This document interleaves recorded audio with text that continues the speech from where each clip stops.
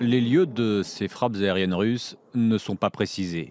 C'est Moscou qui a fourni ces images. Moscou qui est accusé par les Occidentaux de ne pas viser uniquement le groupe État islamique.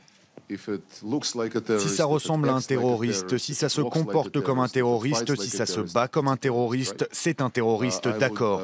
Je vous rappelle que nous avons toujours dit que nous allions combattre le groupe État islamique et les autres groupes terroristes. C'est pourtant là toute l'ambiguïté. Les avions envoyés par Moscou sont soupçonnés de bombarder les opposants de tous bords. Ambiguïté que ne lève pas l'ambassadeur syrien en Russie. Cette opposition modérée dont nous parle John Kerry et l'administration américaine, qui est-elle? Il n'y a pas de terrorisme modéré.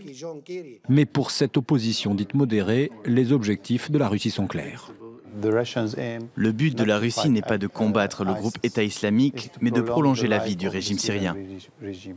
Aux États-Unis, la Maison-Blanche reste elle aussi très sceptique sur les objectifs russes, tandis que l'influent sénateur républicain John McCain accuse. Je peux absolument vous confirmer qu'il y a eu des frappes contre l'armée libre de Syrie ou contre des groupes qui ont été armés et entraînés par la CIA. Parallèlement à son action militaire, la Russie a distribué au Conseil de sécurité de l'ONU son projet de résolution qui associerait le régime de Bachar el-Assad à une coalition internationale élargie contre les djihadistes.